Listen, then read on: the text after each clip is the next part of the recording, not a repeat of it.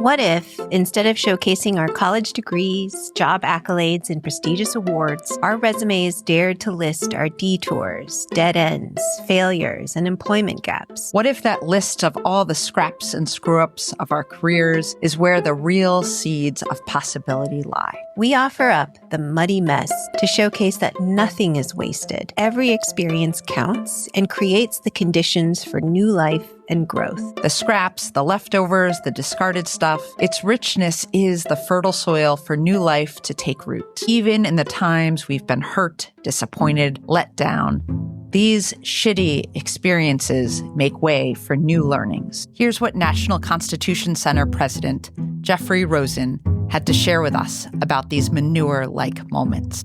Can you talk about some great moments of stuckness in your career trajectory? Because you've had just such a phenomenal career, but I was wondering if, often when we look at super successful people, it looks beautiful from the outside, but it takes a lot of kind of navigation through that messy middle. Yes, I have been incredibly lucky, but the moments of stuckness are really important.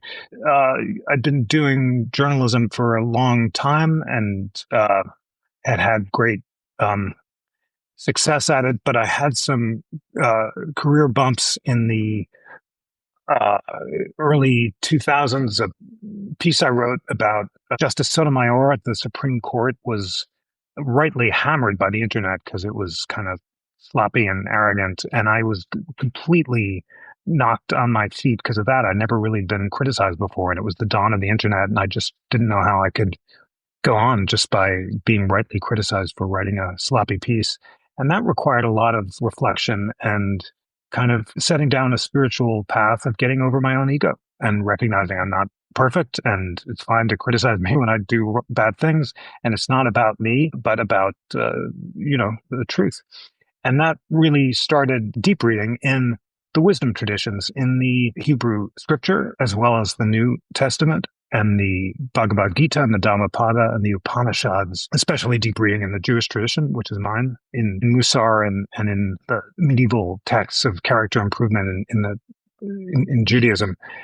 And I'm so struck by the fact that it all has the same message. I mean, it's just extraordinary how that central message that we are what we think, life is shaped by the mind, that it's urgently important to overcome your selfish, ego-based emotions and connect to the divine and serve others, that's the truth and the path.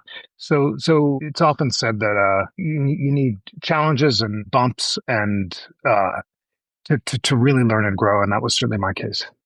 Mm. Who among us hasn't experienced a moment that just devastates our ego, that makes us question who we are in this world? Jeffrey uses this bruising moment in his life to immerse himself in all of these ancient texts and scripts.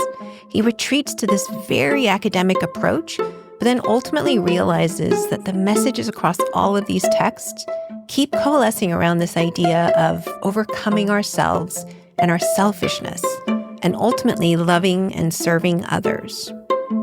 So from this moment of discomfort, and by doing something wrong, he accelerates his growth by strengthening his soul and clarifying his vision. I love these shitpile moments because they show us that weirdly, we can often grow more spiritually by doing things wrong than by doing things right. For more, make sure you subscribe to A Life Worth Working, so that you can hear our full episode with Jeffrey Rosen, the president of the National Constitution Center in Philadelphia.